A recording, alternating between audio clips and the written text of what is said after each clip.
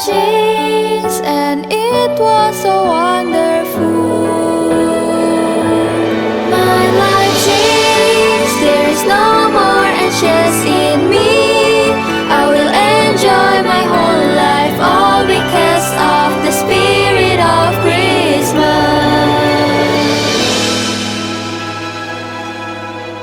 And all because of the spirit of Christmas.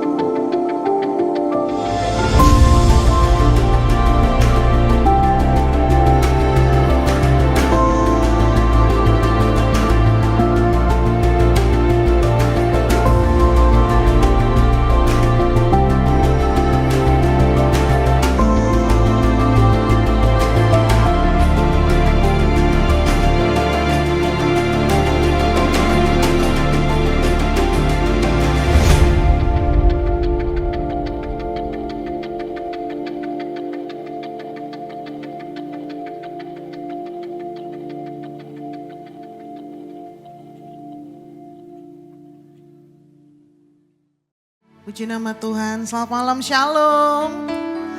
Haleluya, Tuhan Yesus kita baik, amin.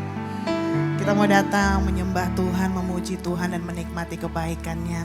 Mari untuk itu ladies, saya undang kita semua berdiri bersama-sama. Kita mau datang hormati Tuhan. Mari kita berdoa. Kebaikan-Mu, kemurahan-Mu lebih dari hidup.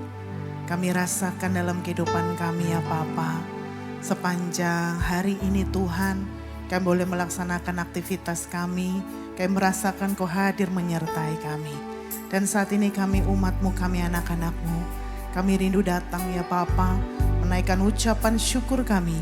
Yang terbaik rindu kami persembahkan. Untuk kami datang memuji dan memuliakan Engkau Tuhan dan Raja kami. Mari Allah Roh Kudus berkuasa atas pada kami. Awal, pertengahan hingga akhirnya. Hanya satu nama yang kami permuliakan. Nama Yesus yang berkuasa. Terima kasih Tuhan Yesus. Ini kami umat-Mu. Kami siap lebih lagi menikmati kebaikan-Mu. Di dalam nama Tuhan Yesus.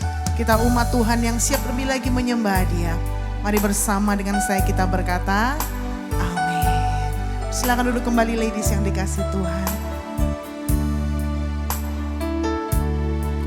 Sungguh tak terbatas kuasa Tuhan, tak terbatas kasih-Nya. Mari kita nyatakan lewat pujian ini, kekaguman kita kepada Tuhan kita Yesus Kristus Tuhan. Ku kagumi cara-Mu mencintaiku, Kau ada di cerita proses hidupku. Di titik terendahku, Kau hadir untuk mengangkatku. Ku tahu Kau tak menyerah akan hidupku. Ku kagumi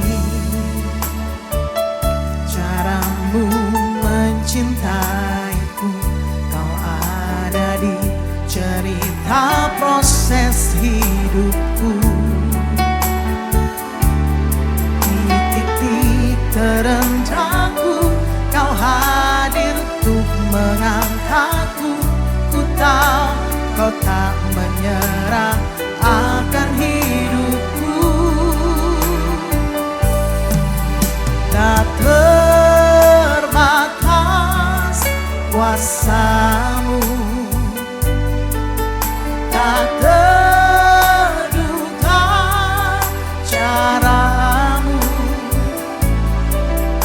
Kau yang ku andalkan,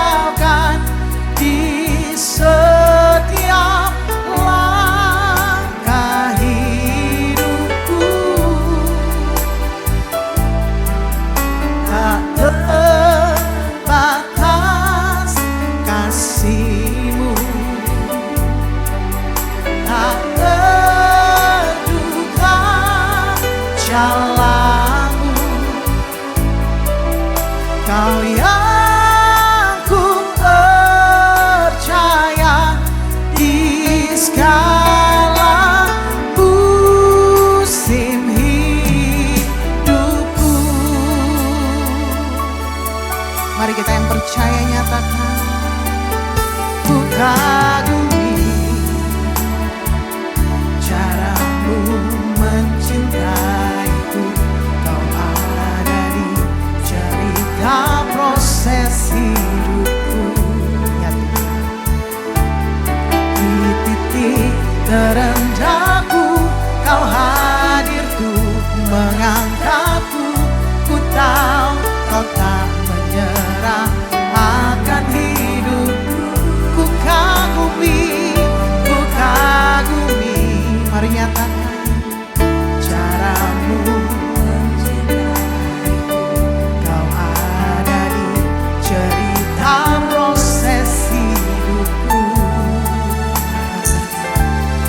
Di titik terendahku Kau hadir tuh mengangkatku. Ku tahu Kau tak menyerah akan hidupku.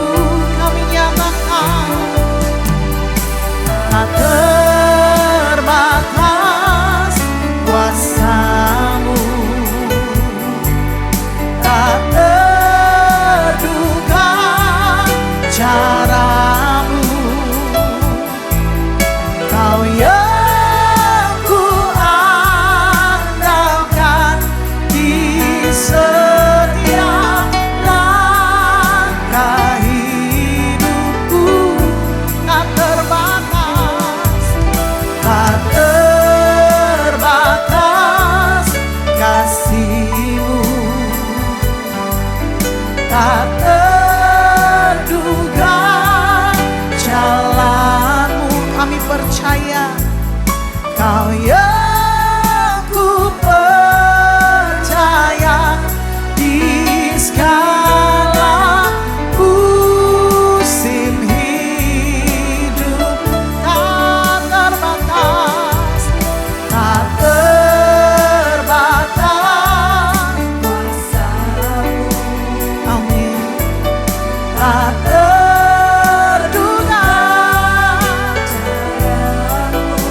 Ya Yesus, Kau yang ku andalkan di setiap langkah hidupku. Tak terbatas, tak terbatas kasih-Mu, tak terduga jalan-Mu. Kau yang ku percaya di segala musim hidupku. Mari kita yang mengasihi Tuhan nyatakan kuasa-Nya tak terbatas. Tak terbatas kuasa. Amin Yesus. Tak terduga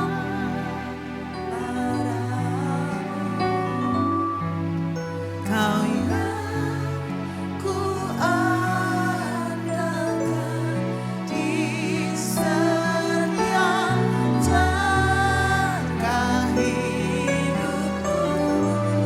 Tak terbatas, tak terbatas kasih-Mu, tak terduga, tak terduga jalan-Mu. Kau yang ku percaya di segala musim hidup. Ku percaya Kau yang ku percaya di segala musim hidup. Hanya Kau yang ku percaya, Kau yang ku percaya di segala musim hidupku.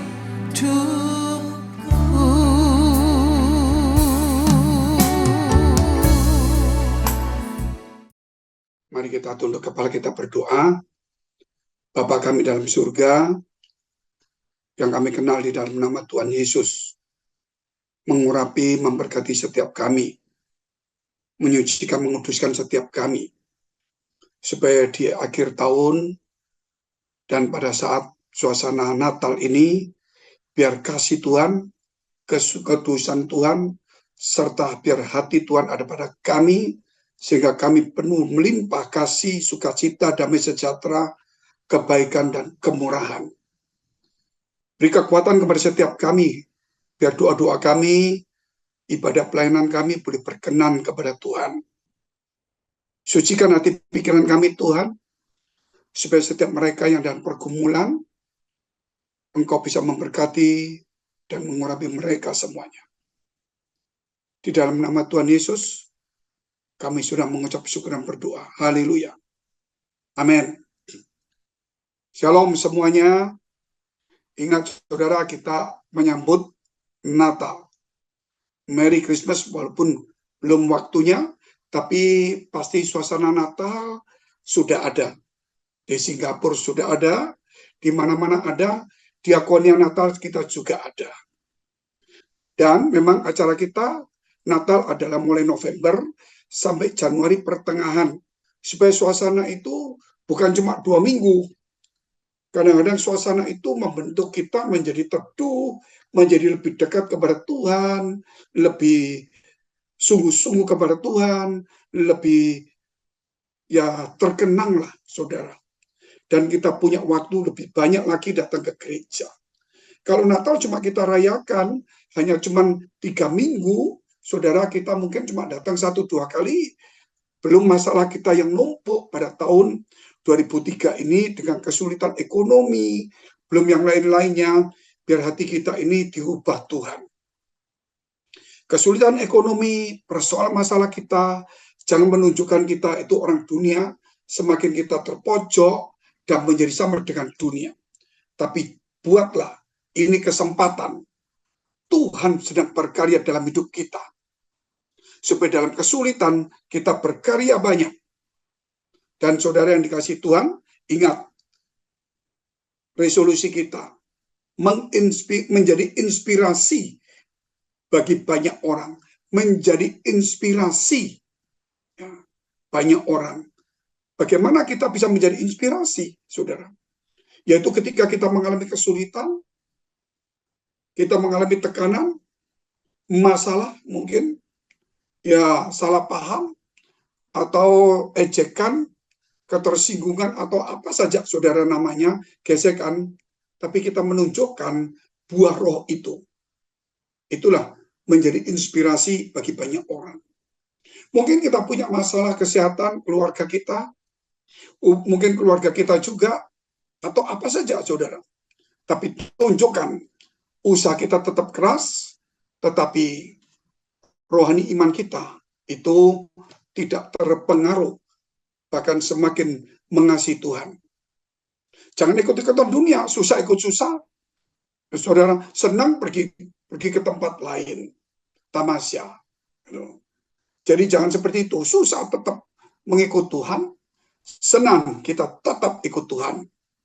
Biar kita terus menabur kebaikan itu, menabur kasih kemurahan kepada banyak orang, supaya orang itu terinspirasi. Ini loh wajah Kristen sesungguhnya, yang tidak terpengaruh oleh situasi kondisi, namun tetap tegar, karena iman itu tidak bergantung kepada kondisi, situasi, apapun juga, tapi iman itu bergantung kepada Tuhan. Selama kita punya pengharapan, kita akan tetap survive. Kita yakin itu. Sebab itu saudara, kita punya tema tahunan, yaitu dimensi Tuhan. Resolusi menjadi inspirasi banyak orang.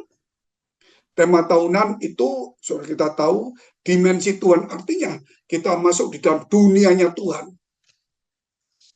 Tetapi kalau saya lihat sekarang ini, saudara, banyak sekarang orang masih di dalam dunianya sendiri. Egonya sendiri, maunya sendiri, perasaannya sendiri. Nah, ini kita akan menyisakan waktu 2 bulan, mungkin 3 bulan. Ayo, kita tidak boleh terlambat lakukan itu. Dan juga demikian tema November kita, saudara, adalah bagaimana kita hidup dalam pikiran, cara pikiran Tuhan. Bukan dengan pikiran kita, penuh kekhawatiran, ya, menjadi batu sandungan, bukan menjadi garam dunia. Sebab itu tema kita juga ada hari ini, dikatakan wanita menggarami dunia. Wanita menggarami dunia. Apa itu, saudara? Sebelum kita baca firman Tuhan, kita akan lihat satu video terlebih dahulu.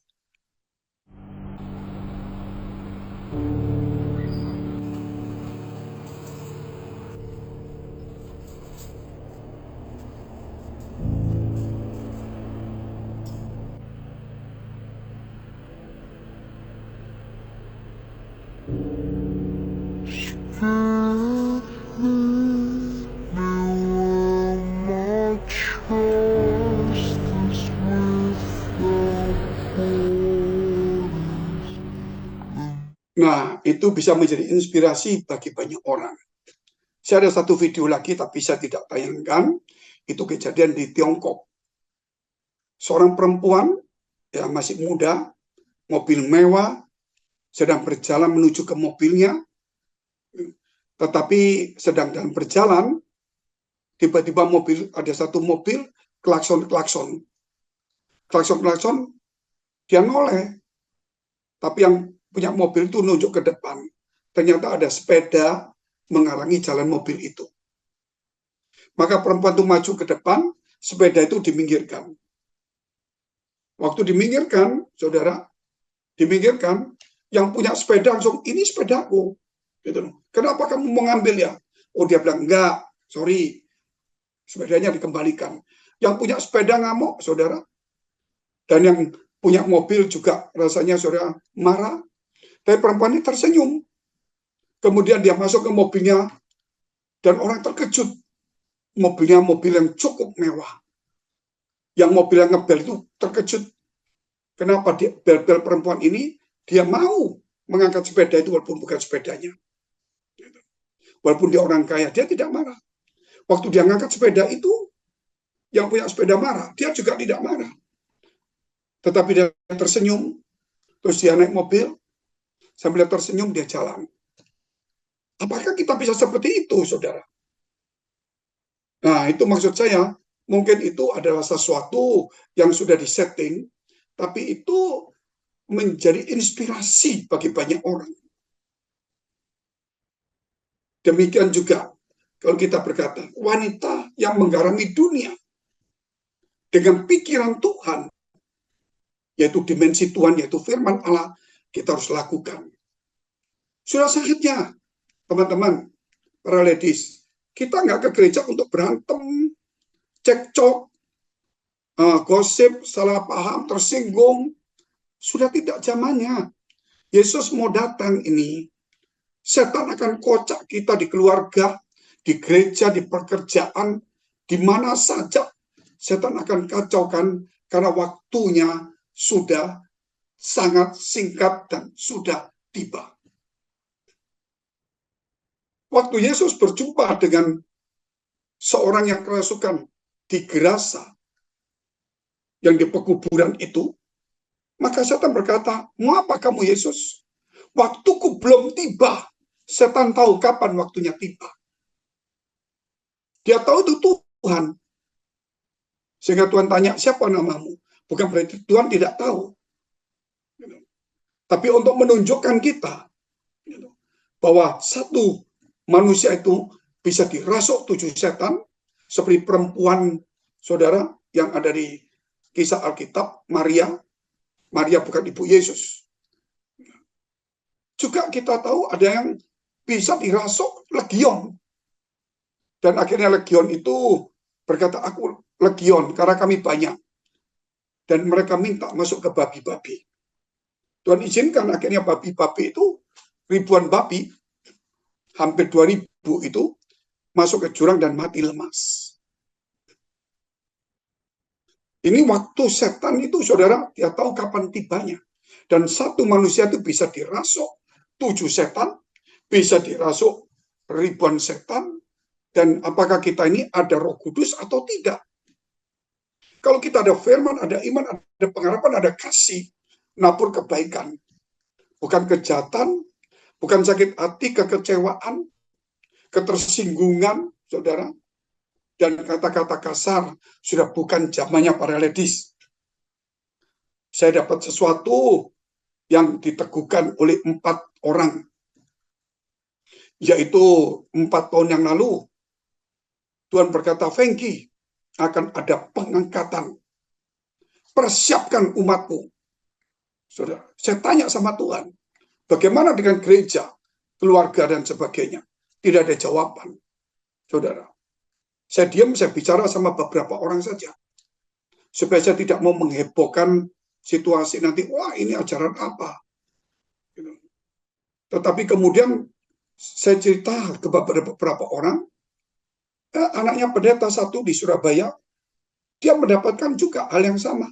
Di satu gedung, tiba-tiba kita berbaris rapi, saya suruh mereka rapi, berdoa, disiplin, rapi semua. Sementara berdoa, anak ini terus kemudian buka mata selesai, kita hilang semuanya. Dia cari-cari, ada beberapa orang tertinggal, dia nangis.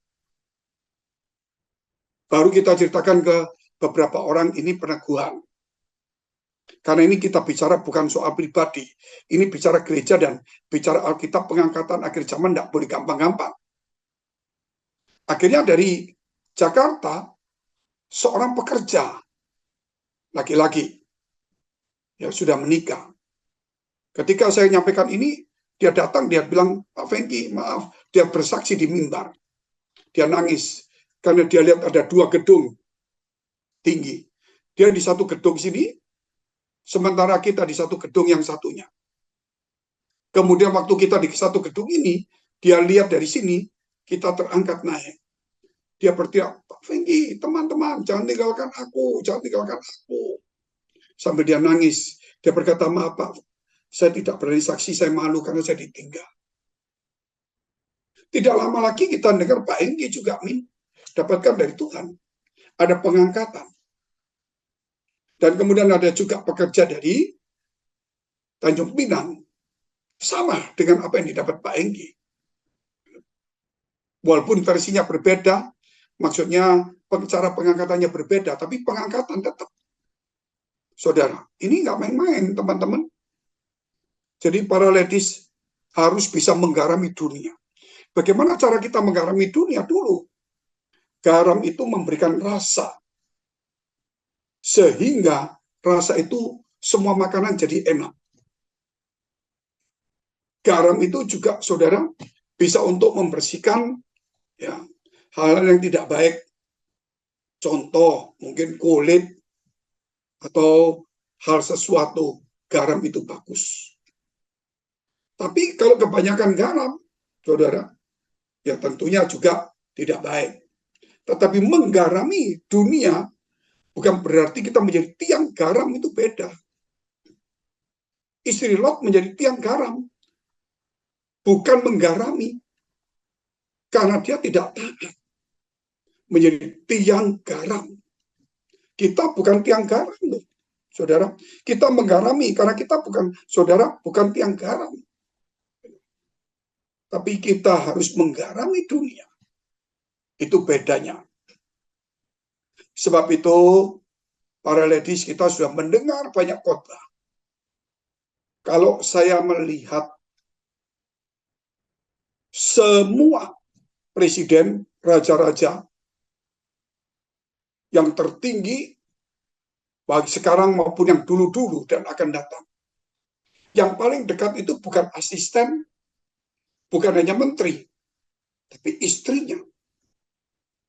Walaupun istrinya tidak menduduki di istana, tapi dia sehari-hari berjumpa. Dia bisa ngomong dikit-dikit, tapi itu pengaruh. Raja bisa marah, bisa senang di rumah, dan sebagainya. Saya percaya di pendeta juga sama. Pekerja gereja juga sama. Istri-istri mungkin biasa kelihatannya sederhana, tapi itu bisa menggarami. membuat suami itu menjadi hebat, pemimpin yang hebat, pekerja yang hebat, gembala yang hebat, bukan saudara menjadi tiang garam yang menjadi memalukan atau menjadi batu sandungan sehingga suaminya menjadi malu. Dua tantangan ini, dan saya tahu juga banyak gembala-gembala mungkin di mimbar ngomong bagus, tapi ternyata di rumah pengaruh istri itu lebih besar walaupun istri di jemaat biasa. Begitu sih istri tidak suka di gereja karena gesekan antar perempuan, dia mempengaruhi suaminya. Dan akhirnya suami sebagai gembala atau pekerja bisa bertindak semacam-macam, bahkan bisa aneh-aneh. Kenapa? Pengaruh. Kenapa pengaruh? Itu namanya ada tiang garam di rumah. Bukan menggarami. Jadi di sini saudara, para ladies, saya minta supaya kita menjadi wanita bijak, bukan menjadi wanita yang di Alkitab dikatakan yaitu yang bodoh. Kita lihat dulu firman Tuhan Matius 5 ayat 13. Kamu adalah garam dunia. Jika garam itu menjadi tawar, dengan apakah ia diasinkan? Tidak ada lagi gunanya selain dan dibuang dan diinjak-injak orang. Langsung aja 16. Demikianlah hendaknya terangmu bercahaya di depan orang, supaya mereka melihat perbuatanmu yang baik dan memuliakan Bapakmu yang di surga. Akhirnya, saudara, kita bicara tentang di sini supaya garam itu tidak menjadi tawar, tapi bukan menjadi tiang garam. Ingat, saudara, tiang garam itu dirinya itu, saudara, adalah garam itu sendiri, bukan menggarami, malah dia digarami, saudara, menjadi garam. Justru dia harus menggarami. Itu bedanya di situ. Jangan sampai saudara kalau kita melihat bagaimana menjadi menggarami dunia, mudah memuliakan Tuhan. Memuliakan Tuhan malah di gereja tepuk tangan, datang di gereja melayani terus berantem, cekcok, salah paham atau apa. Tidak. Perbuatan baik itu memuliakan Tuhan. Mulai kita nyanyi belum tentu perbuatan baik kita juga memuji Tuhan. Padahal Bapak di surga itu saudara tidak juga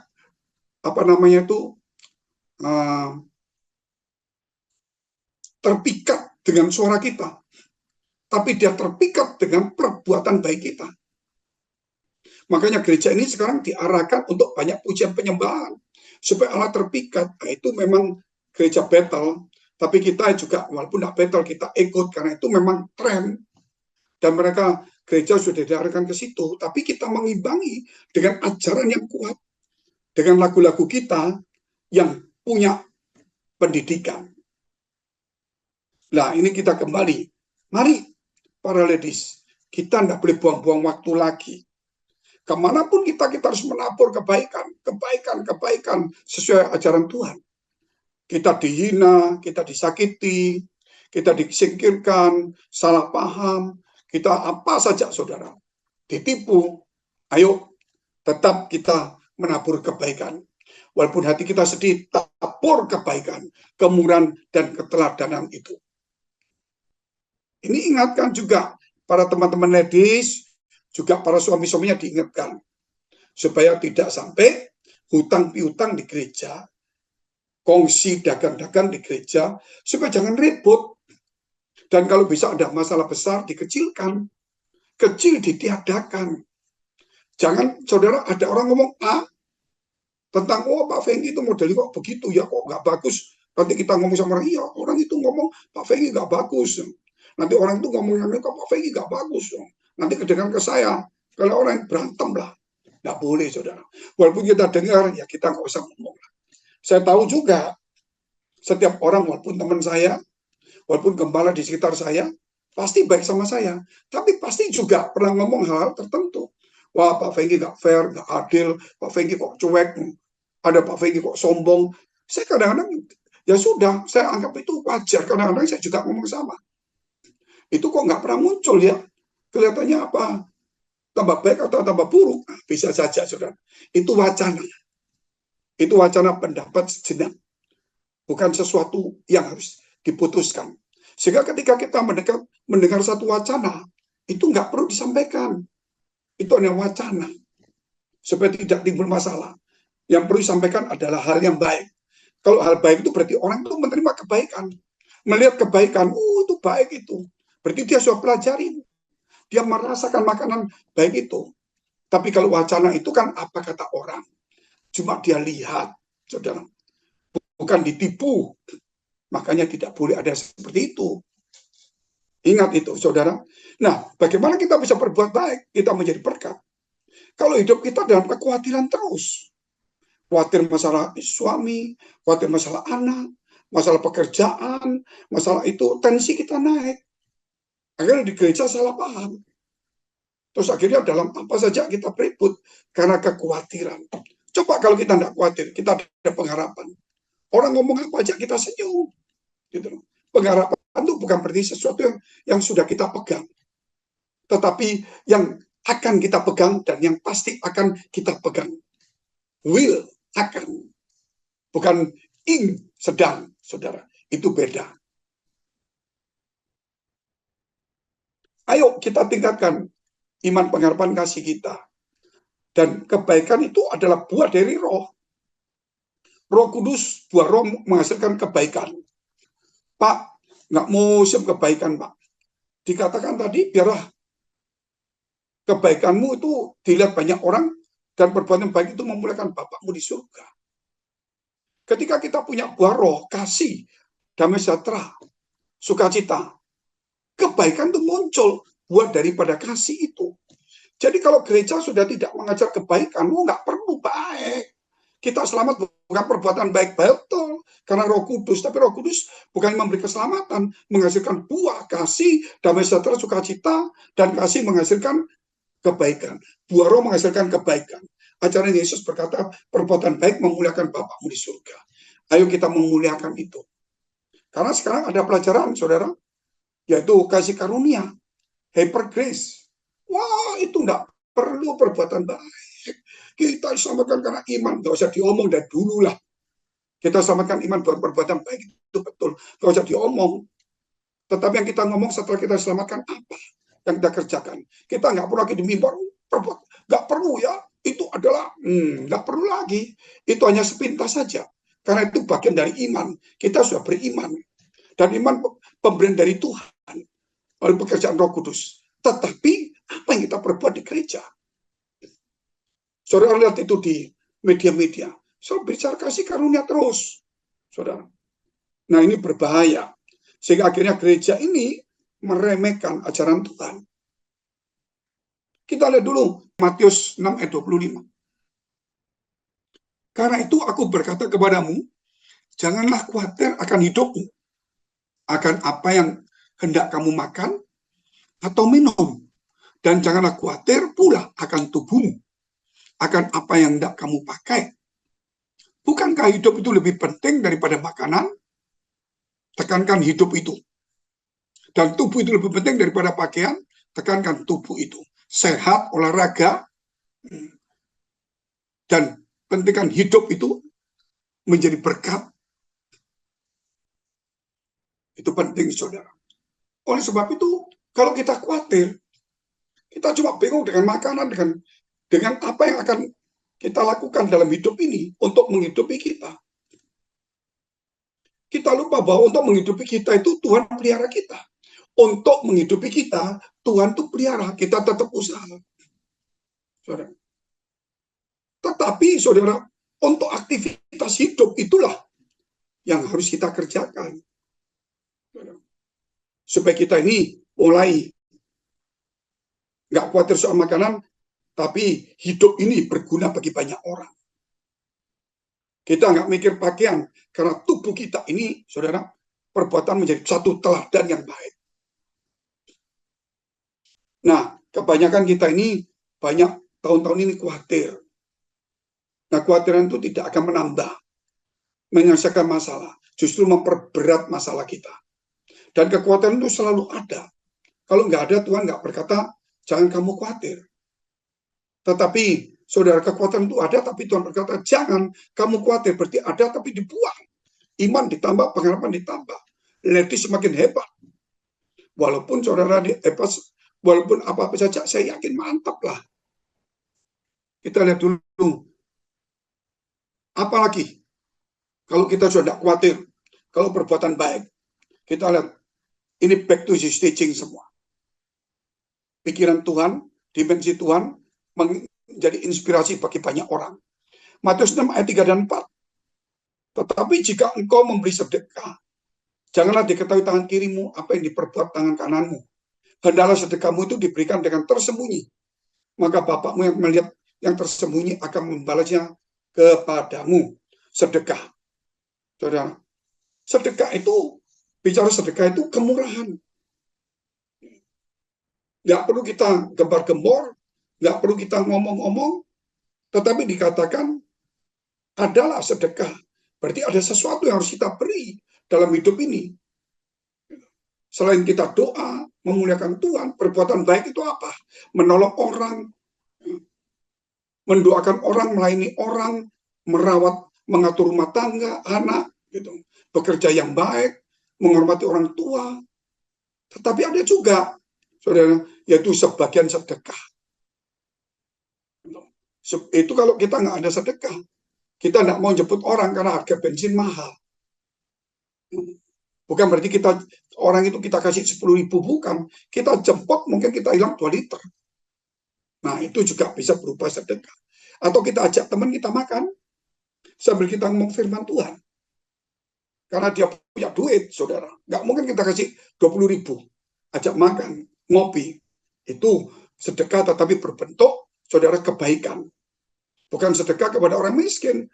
Karena Tuhan katakan orang miskin itu banyak sekali. Itu boleh kita pikirkan, tapi bukan utama. Yang utama orang sekeliling kita, yaitu tubuh Kristus sendiri. Karena Tuhan berkata apa, saudara? Ya. Ketika ini minyak mahal sekali, buat apa dibuang cuma-cuma? Ketika perempuan itu menumpahkan minyak narwa salju yang mahal kepada Yesus. Kan dipakaikan orang miskin. Tapi Yesus berkata, orang miskin itu nanti ada. Tetapi untuk Tuhan itu utama. Artinya, untuk pelayanan, untuk melayani orang lain, untuk menjemput orang lain, untuk menginjili orang lain, itu perlu, saudara. Dan itu nggak perlu kita ngomong-ngomong. Daripada saudara ketemu orang cuma mau basa-basi, beri ngopi, mendingan cari teman yang mungkin lagi susah, diajak kopi, diajak firman. Kita nggak bisa nolong, dia punya uang. Utangnya mungkin banyak, persoalan banyak. Kita bukan Tuhan. Ajak kopi, ajak makan, kita ngomong. Ladies kan lebih baik begitu, supaya bermanfaat. Bukan berarti saudara menolong orang berkelebihan, bukan. Ya kita lihat terus, Matius 6 ayat 5. Dan apabila kamu berdoa, jangan berdoa seperti orang munafik. Mereka suka mengucapkan doanya dengan berdiri dalam rumah-rumah ibadat dan pada tikungan-tikungan jalan raya, supaya mereka dilihat orang. Aku berkata kepadamu, sesungguhnya mereka sudah mendapat upahnya. Orang yang memberi, saudara, hanya untuk diberitahu, hanya untuk supaya dilihat orang, dengan orang yang berdoa, supaya dilihat orang, itu dapat upahnya. Tapi kita tetap berdoa. Tapi tidak perlu di hadapan orang. Di gereja kita tetap doa, oke. Tapi sungguh-sungguh dong. Bukan karena dilihat orang. Terus ada juga, saudara, kita lihat juga ada beberapa hal, termasuk bukan hanya doa. Matius 6 ayat 14 dan 15. Hal mengampuni, itu perbuatan baik juga. Karena jikalau kamu mengampuni kesalahan orang, Bapakmu yang di surga akan mengampuni kamu juga. Tetapi jikalau kamu tidak mengampuni orang, Bapakmu juga tidak akan mengampuni kesalahanmu. Jadi mengampuni itu perlu. Kenapa mengampuni itu perlu? Supaya kita juga diampuni Tuhan. Karena kita juga banyak salah, banyak kekurangan, banyak ceroboh, banyak lalai, banyak kilaf. Kadang-kadang terlontar kata-kata kasar, salah paham. Ayo kita mengampuni. Karena ini juga supaya kita diampuni Tuhan juga. Nggak mungkin satu hari kita tidak berbuat salah, saudara. Walaupun seorang pendeta, pasti ada yang salah. Entah itu kunci ketinggalan, ngamuk, ngomel. Entah naik mobil macet. Entah grabnya kurang ajar. Entah antri karcis begini, aneh-aneh. Entah diklakson. Ya, ngumpat aja sudah salah, saudara. Nah, sifat kita mungkin ketemu orang lain, kita itu sudah tidak bagus. Tapi kalau kita lihat orang itu nolong, senyum, padahal sudah dibel, dikasih uang, dijatuhkan, gitu. Dia bagus, kasihkan orang yang susah. Itulah namanya saudara. Dia tidak ada ketersinggungan. Gitu. Walaupun itu bukan urusannya dia. Dia dibel, suruh minggirkan, uang dijatuhin, padahal dia orang kaya, dia tidak tersinggung. Nah, bagaimana dengan sikap kita? Kalau kita sering tersinggung, makanya ayo kita mengampuni saudara. Tidak mungkin kita tidak berbuat salah. Tapi mari para ladies, kita sekarang bermurah hati, berbuat baik, ya menabur pengampunan. Kebaikan, kemurahan, sedekah, doakan orang, dan jangan lupa juga saudara menabur pengampunan. Terus tabur pengampunan. Coba para ladies ngomong sendiri walaupun tidak didengar, menabur kebaikan. Nah, semua ngomonglah, tapi tidak usah dibuka. Menabur kebaikan. Menabur kebaikan. Menabur kemurahan. Menabur kemurahan. Menabur sedekah. Menabur sedekah. Menabur mendoakan orang.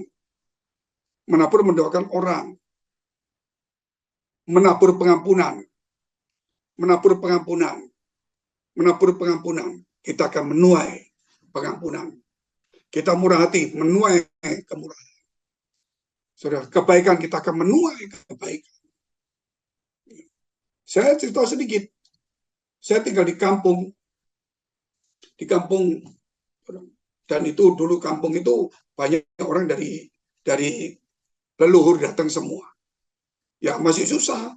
Ada encik-encik jual di pasar, jual ikan, jual daging. Saudara, masih hidupnya susah itu tahun berapa, 60 lebih. Enggak seperti sekarang. Ada yang merancang, ada pikul sayur, ada jual bakso. Encik-encik itu. Nah, kami di kampung itu, mama saya itu, pada kita keluarga besar juga. Mama saya itu suka bantu orang beras-beras itu, saudara. Mama orang datang, tante, Cing, bisa minta pinjam beras, dia kasih 3 piring nasi ngambil. Kadang-kadang dia kasih sampai matinya, mama saya itu selalu menabur kebaikan. Orang-orang susah datang, dia nggak punya uang, ambil beras, kasih sup, pergi. Itu banyak saudara. Tapi saudara, anak-anaknya semua. Walaupun tidak hebat-hebat, tapi minimal saudara, ada perubahan. Dan yang saya lihat ini kenapa saya jadi pendeta, ya mungkin karena kebaikan mama saya, dan juga karena juga mertua saya juga, istri juga mendukung, gitu. Dan pasti Tuhan panggil juga, saudara. Nah itulah, menabur terus, menabur. Nah saya tahu, saudara, mungkin mama saya itu jadi Kristen tidak sempurna seperti kita, karena dia ke gereja juga enggak maksudnya sudah dalam usia tua, dia percaya berdoa, tapi pengertiannya kan tidak banyak. Tetapi kebaikannya itu banyak sekali. Dan dia kadang-kadang cerita di kampung tentang Yesus, walaupun tidak ngerti, saudara. Ngajak orang percaya Yesus, walaupun tidak bisa doain. Ya, orang kuno kan. Nah, ini saya ajak saudara untuk, mari, ada begitu banyak yang kita perlu tabur. Matius 6 ayat 19, janganlah kamu mengumpulkan harta di bumi ngengat dan karat merusaknya, pencuri membongkar serta mencurinya.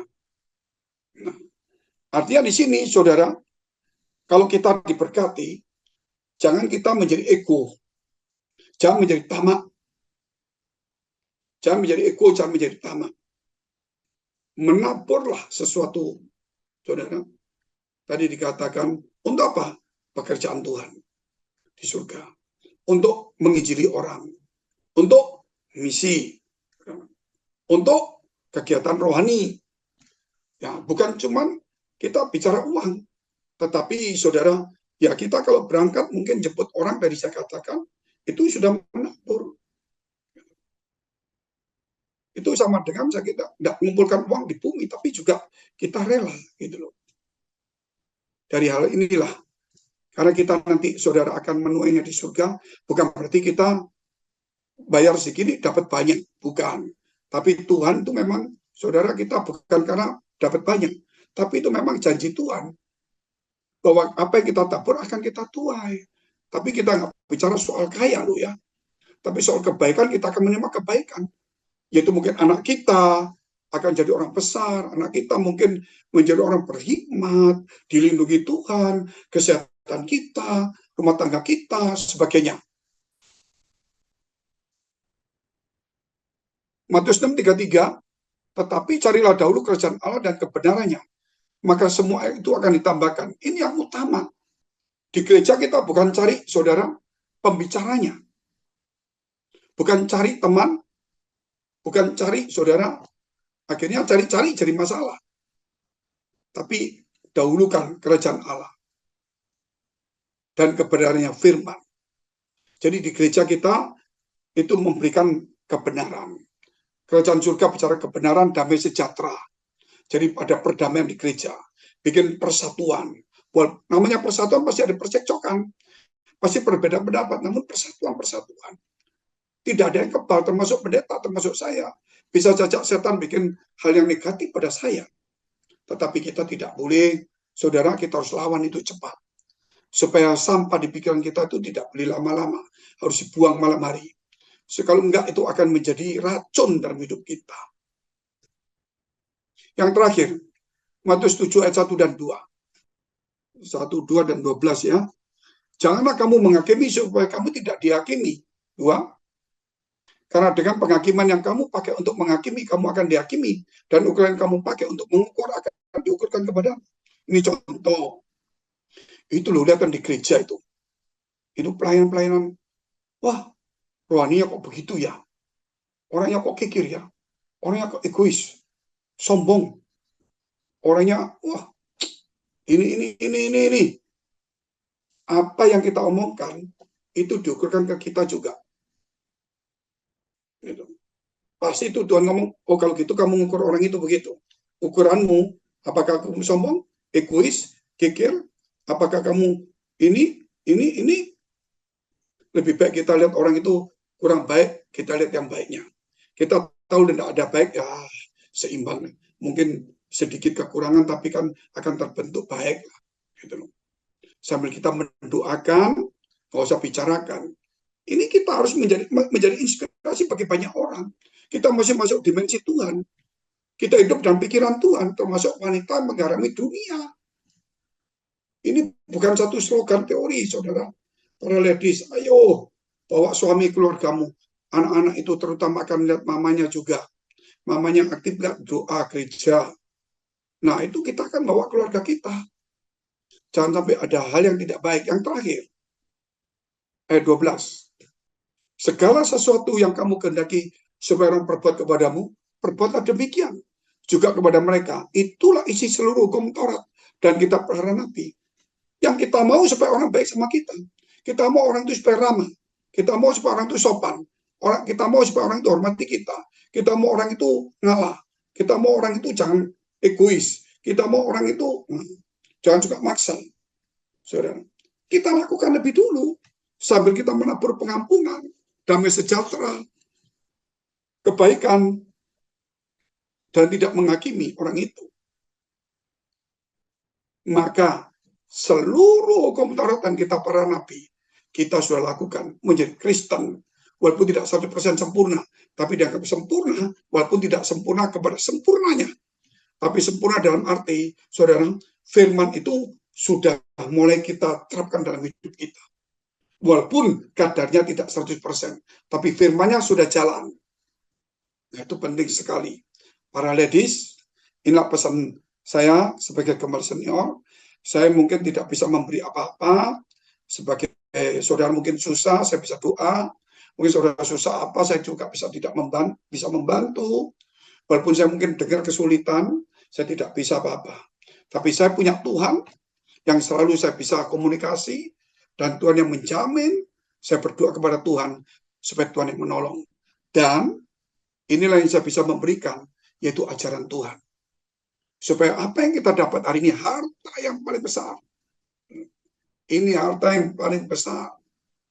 Sebab itu, ini everlasting legacy. Artinya warisan abadi. Ajaran ini ajaran Yesus. Oleh karena itu mungkin kita akan ketemunya tahun depan. Tapi ini pesan saya untuk para ladies. Ayo. Supaya wanita ini menggarami dunia. Bukan tiang garam. Mari kita tunduk kepala, kita berdoa. Bapa kami dalam surga, kami mengucap syukur kepada Tuhan, supaya benih firman Tuhan ini menjadi berkat bagi kami. Supaya kami menggarami bukan menjadi tiang garam. Supaya kami, Tuhan, bisa mendukung, bisa menjadi berkat, menabur kebaikan, memuliakan Tuhan. Supaya kami, Tuhan, belajar untuk mendoakan orang lain. Belajar untuk menabur, baik itu sedekah. Menabur juga, Tuhan, yaitu tentang pengampunan.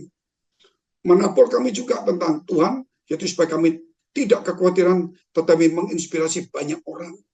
Supaya kami menabur juga dengan apa yang kami punya, walaupun tidak banyak, yaitu tidak mengumpulkan harta di dunia, tapi di surga. Kami juga menabur Tuhan, yaitu selama di gereja, yaitu kebenaran firman Allah. Kami akan praktekkan di gereja. Kami juga mau menabur, tidak menghakimi, malah kami apa melihat orang lain yang salah, kami akan introspeksi kepada diri kami, sehingga apa yang ingin orang lain perbuat, kami perbuat lebih dahulu. Terima kasih Tuhan, terima kasih. Biar ini menjadi everlasting legacy bagi para ladies devotion, yang mungkin akan bertemu pada tahun depan, tetapi mungkin masih ada juga pertemuan-pertemuan, tetapi bukan melalui hamba-Mu ini, sebagai gembala yang menggembalakan mereka, melalui firman Tuhan ini. Supaya mereka, Tuhan, supaya mereka mendapatkan pengertian yang benar di dalam ajaran ini. Supaya mereka mendapatkan pegangan hidup kebenaran Allah ini. Supaya mereka menjadi berkat bagi banyak orang. Terima kasih Tuhan, memberkati hidup mereka. Mari saudara, kita dekuatkan kedua tangan kita di dada kita. Jadilah berkat dan terimalah berkat rahmat anugerah dari Allah Bapa di surga, di dalam putra tunggalnya Yesus Kristus, yang sudah mati, bangkit, naik surga, menjadikan rumah, akan datang menjemput kita, dan menghakimi dunia, dan di dalam persekutuan dengan Roh Kudus, mulai hari ini sampai selama-lamanya. Kita akhiri dengan doa yang diajarkan Tuhan Yesus pada kita. Bapa kami yang ada di surga, dikuduskanlah nama-Mu, datanglah kerajaan-Mu, jadilah kehendak-Mu di bumi seperti surga. Berikanlah kami pada hari ini makanan kami yang secukupnya, dan ampunilah kami akan kesalahan kami, seperti kami juga mengampuni orang bersalah pada kami. Dan janganlah membawa kami ke dalam pencobaan, tetapi lepaskanlah kami daripada yang jahat. Karena Engkau yang punya kerajaan dan kuasa dan kemuliaan sampai selama-lamanya. Amin. Sampai jumpa. Shalom. Wanita menggarami dunia, bukan tiang garam. God bless. Selamat menabur kebaikan. My life changed, I am happy and grateful. My life changed and it was so wonderful. My life changed, there is no more anxious in me.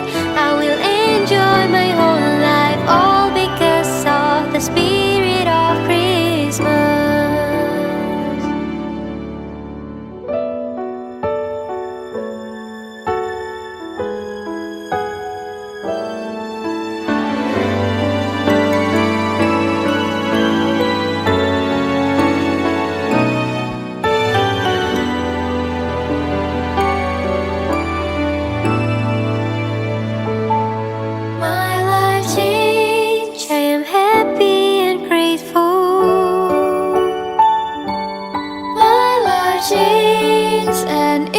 are so wonderful. My life changed, there is no more anxious in me. I will enjoy my whole life, all because of the spirit of Christmas.